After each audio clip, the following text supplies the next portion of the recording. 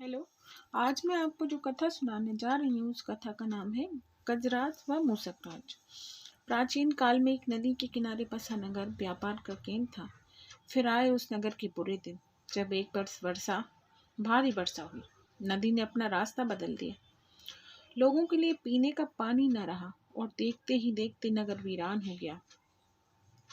अब हर जगह केवल चूहों के लायक रह गई थी। चारों ओर चूहे ही चूहे नजर आने लगे। चूहों का पूरा साम्राज्य ही स्थापित हो गया। चूहों के उस साम्राज्य का राजा बना मूसकराज चूहा। चूहों का भाग्य देखो। उनके बसने के बाद नगर के बाहर जमीन से एक पानी का स्रोत फूट पड़ा और वह एक बड़ा जलाशय बन गया। नगर से कुछ ही दूर एक घना जंगल था। जंगल में अनगिनत हाथी रहते थे। उनका राजा गजराज नामक एक विशाल हाथी था। उस जंगल क्षेत्र में भयानक सूखा पड़ा। जीव जंतु पानी की तलाश में इधर उधर मारे मारे फिरने लगे। भारी भरकम शरीर वाले हाथियों की तो दुर्दशा ही हो गई। हाथियों के बच्चे प्यास से व्याकुल होकर चिल्लाने व दम तोड़ने लगे। गजराज खुद सूखे की समस्या से चिंतित था और हाथियों का कष्ट जानता था। एक दिन गजराज की मित्र चील ने आकर खबर दी कि खंडरबन नगर की दूसरी ओर एक जलाशय है। गजराज ने सबको तुरंत उस जलाशय की ओर चलने का आदेश दिया। सैकड़ों हाथी प्यास बुझाने डोलते हुए चल पड़े। जलाशय तक पहुंचने के लिए उन्हें खंडर बने नगर के बीच से गुजरना पड़ा। हाथियों के हजारों पैर चूहों को रौंदते हुए निकल गए।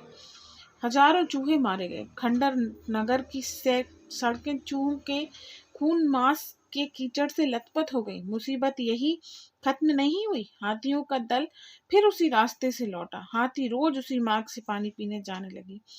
काफी सोचने विचारने के बाद मूसकराज के मंत्रियों ने कहा, महाराज, आपको ही जाकर गजराज से बात करनी चाहिए। वह दयालु हाथी है। मूसकराज हाथियों के वन में गया। एक बड़े पेड़ के नीचे गजराज खड़ा था। मूसकराज उसके सामने के बड़े पत्थर के ऊपर चढ़ा और गजराज को नमस्कार करके बोला। गजराज को मूसकराज का नमस्कार। हे महान हाथी, मैं एक निवेदन करना चाहता हूँ। आवाज गजराज के कानों तक नहीं पहुंच रही थी। दयालु गजराज उनकी बात सुनने के लिए नीचे बैठ गए और अपना एक कान पत्थर पर चढ़े मूसकराज के निकट लाकर बोले, नन्हे मियाँ, आप कुछ कह रहे हैं, कृपया फिर से कहिए। मूसकराज बोला, हे गजराज, मुझे चूहा कहते हैं। हम बड़ी संख्या में खंडरबनी नगरी में रहते हैं। मैं उनका मूसकराज हूँ। आपके हाथी रोज जलाशय तक जाने के लिए नगरी के बीच से गुजरते हैं। हर बार उनके पैरों तले कुचले जाकर हजारों चूहे मरते हैं। यह मूसक संहार बंद ना हुआ तो हम नष्ट हो जाएंगे। गजराज ने दुख भरे स्वर में कहा, मूसकराज, आपकी बात सुन मुझे बहुत शोक हुआ। हमें ज्ञान ही नहीं था कि हम इतना अनर्थ कर रहे हैं। हम नया रास्ता ढूंढ लेंगे। मूसकराज कृतज्ञता भरे स्वर से बोला, गजराज, आपने मुझ जैसे छोटे जीव की बात ध्यान से सुनी। आपका धन्यवाद। गजराज, कभी हमारी जरूरत पड़े तो याद कीजिएगा। गजराज ने सोचा, यह नन्हा जीव हमारे किसी काम क्या आएगा। सोचने केवल मुस्कुराकर मूसकराज को विदा किया।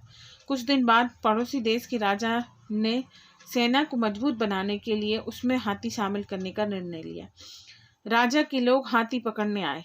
जंगल में आकर वे चुपचाप कई प्रकार के जाल बिछाकर चले गए। सैकड़ों हाथी पकड़े गए।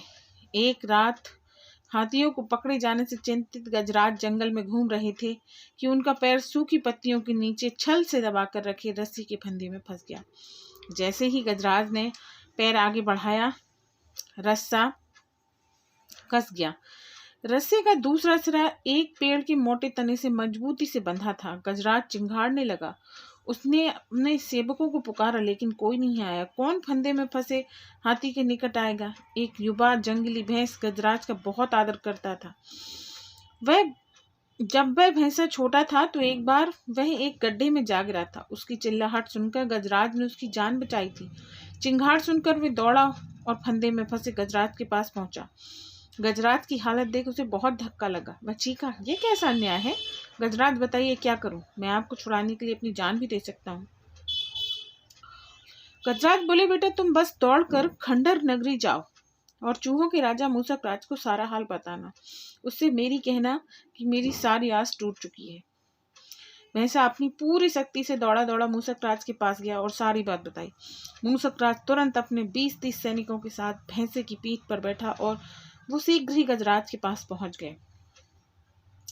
चूहे भैंसे की पीठ पर से कूदकर फंदे की रस्सी उतरने लगी। कुछ ही देर में फंदे की रस्सी कट गई। वह गजराज आजाद हो गए।